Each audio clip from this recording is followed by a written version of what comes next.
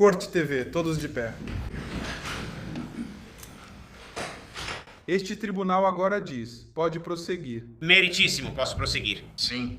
Meritíssimo, para constar nos autos, ação civil 2483, CV0692.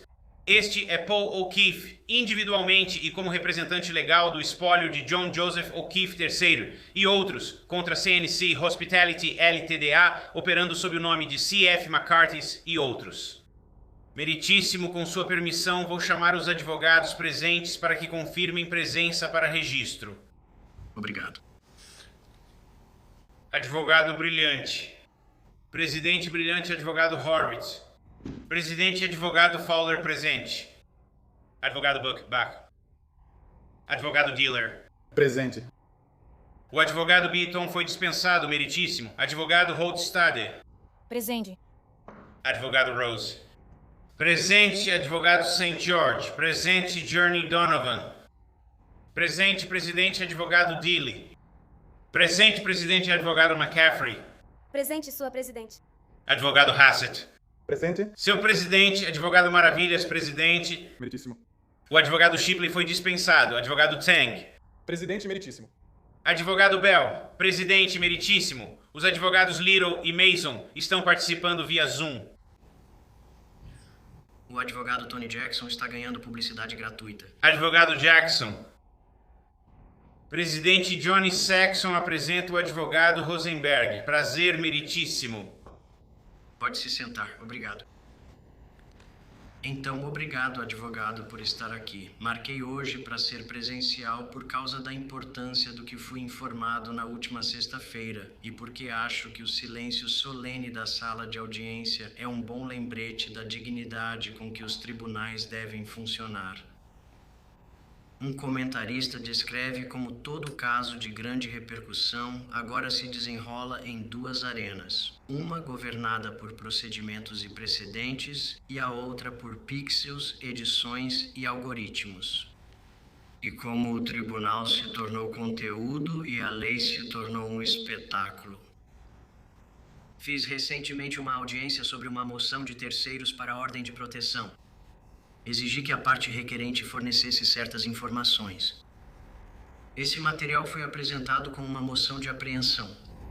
A audiência com a moção de apreensão ocorreu numa manhã de segunda-feira. Eu aceitei a moção para apreensão durante a audiência. Os depoimentos da parte requerente e dos advogados foram apreendidos.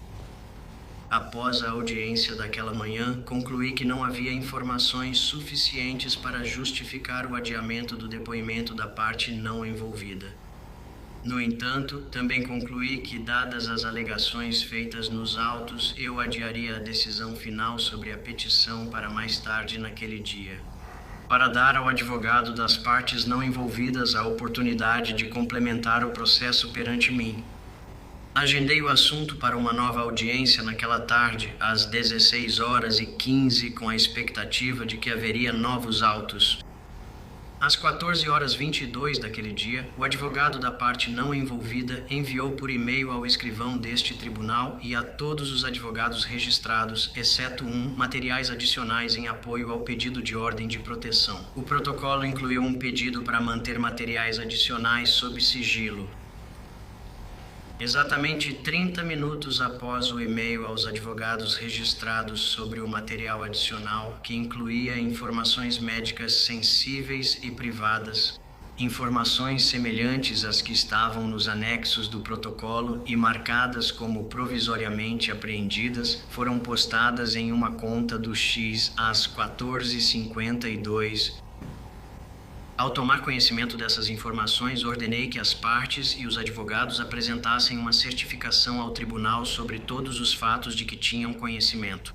Quanto a qualquer divulgação a qualquer pessoa que não seja parte ou advogado neste caso, de qualquer conteúdo do material apreendido.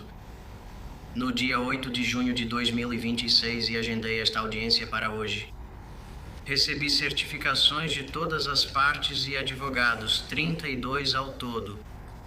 Aparentemente ninguém divulgou, nem tem conhecimento de qualquer fato relacionado à divulgação do conteúdo do material apreendido para qualquer pessoa ou entidade, além das partes e advogados envolvidos neste caso. No entanto, de alguma forma, um ex-titular de conta que não faz parte deste caso aparentemente recebeu informações que estavam, pelo menos provisoriamente, sob apreensão. As ordens do tribunal foram violadas, seja diretamente ou no mínimo em seu espírito. Se essas ordens devem ter algum efeito, todas as partes envolvidas precisam agir com integridade.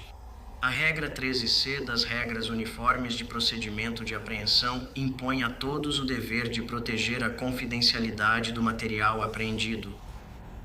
Além disso, a regra 3.6 das regras de conduta profissional proíbe advogados de fazerem declarações extrajudiciais que eles saibam ou razoavelmente deveriam saber. Serão divulgadas por meio de comunicação pública e terão uma probabilidade substancial de prejudicar materialmente um processo judicial. Em casos como este, onde todas as partes envolvidas estão cientes da atenção pública, espero que todos estejam tomando todas as precauções para preservar informações confidenciais, seguir as regras do tribunal e cumprir minhas ordens. Devido à divulgação de informações privadas sensíveis, suspendi temporariamente a produção de provas em relação à parte não envolvida.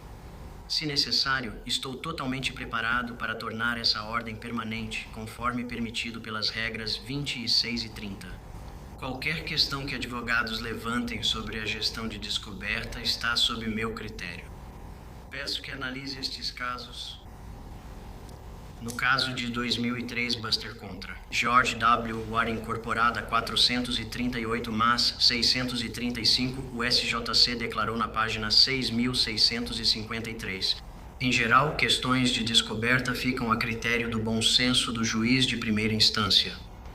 Em um caso do Tribunal de Apelações de 2002 Matum contra a cidade de Pittsfield, 56 Mass, APP Court 124, o tribunal afirmou na página 131 que os juízes de primeira instância têm ampla discricionariedade para tomar decisões sobre descoberta e provas que favoreçam a condução de um julgamento justo e ordenado. No caso de 1987 de Solomon, um versus está sendo cruel. 399, mas 790 o SJC afirmou na página 799, a condução e o alcance da descoberta estão sob o criterioso julgamento do juiz. No caso Cronin versus Strayer 392, mas 525, um caso de 1984, o SJC afirmou nas páginas 535 a 536. Lembramos aos juízes que o alcance e o momento da descoberta estão dentro de sua discricionariedade e a prevenção de abusos na descoberta é justificativa suficiente para a autorização de ordens de proteção. Com essa autoridade em mãos, os juízes não devem hesitar em exercer o controle adequado sobre o processo de produção de provas.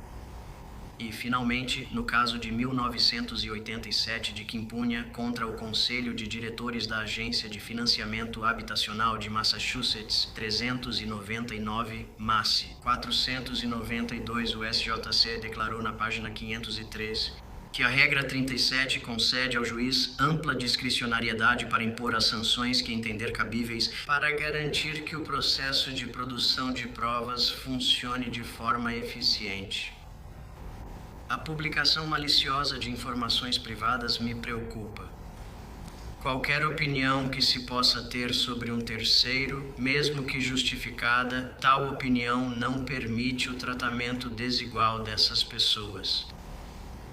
Todas as pessoas merecem tratamento justo e igualitário em nosso sistema de justiça, independentemente de qualquer característica pessoal, por mais abominável que algumas delas possam ser.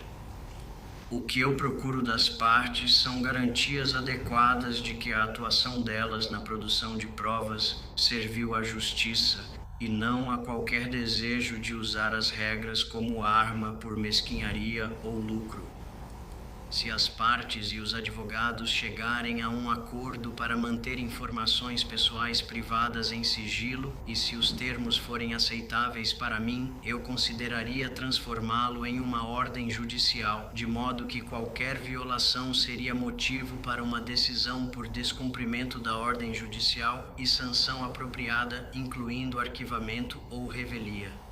Essa ordem precisaria ser mais do que uma estipulação de que o depoimento colhido fora de juízo só pode ser usado para os fins deste caso.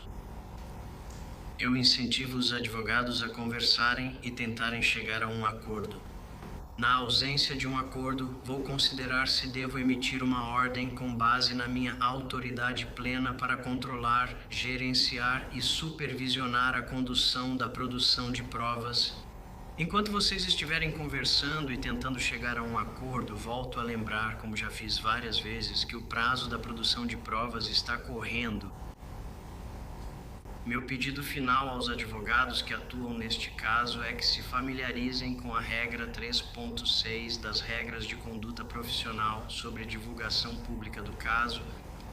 A regra estabelece uma proibição geral básica contra o advogado fazer declarações que ele sabe ou deveria saber, que terão uma probabilidade substancial de prejudicar materialmente um processo judicial. A regra se aplica a advogados que estão ou estiveram envolvidos na investigação ou litígio de um caso e seus associados. Como observa o comentário à regra, é difícil encontrar um equilíbrio entre proteger o direito a um julgamento justo e salvaguardar o direito à liberdade de expressão. No entanto, preservar o direito a um julgamento justo para todos implica necessariamente algum controle sobre as informações que podem ser divulgadas antes do julgamento, especialmente quando há julgamento por júri envolvido. Se não houvesse tais limites, o resultado seria a anulação prática do efeito protetivo das regras de decoro forense e das regras de exclusão de provas. A regra leva em consideração que o público tem um interesse legítimo na condução dos processos judiciais, especialmente em questões de interesse público geral. No entanto, não tenho tanta certeza de que agitar as águas para gerar cobertura nas redes sociais necessariamente possa resultar em um interesse legítimo na condução dos processos judiciais. Leia a regra, especialmente se você nunca fez isso, siga-a ou esteja pronto para enfrentar as consequências por não fazê-lo. Lembro aos advogados o que um comentarista chamou de expectativa silenciosa de justiça que temos como cidadãos. Essa expectativa se baseia na estrutura que os fundadores do nosso país construíram há 250 anos e confiaram às futuras gerações para manter. Advogados, façam sua parte para manter a expectativa silenciosa de justiça. Não sucumbam à tentação de tentar influenciar este caso por meio das redes sociais. Sejam o que um advogado litigante deve ser, alguém que defende seu caso na sala de audiências. E lembrem-se das disposições do capítulo 221, seção 28 das Leis Gerais, relativas ao juramento profissional de um advogado em Massachusetts, que dispõe, em parte: eu juro solenemente que não cometerei nenhuma falsidade. Não atrasarei ninguém por ganância ou malícia, mas me conduzirei no exercício da advocacia nos tribunais de acordo com o melhor do meu conhecimento e discernimento e com toda boa fé tanto para com os tribunais quanto para com meus clientes. Assim Deus me ajude. Desejo a todos vocês um feliz 4 de julho no aniversário dos 250 anos da democracia do nosso país. Que ela continue a prosperar com todos nós, trabalhando para manter o Estado de Direito. Obrigado. All right.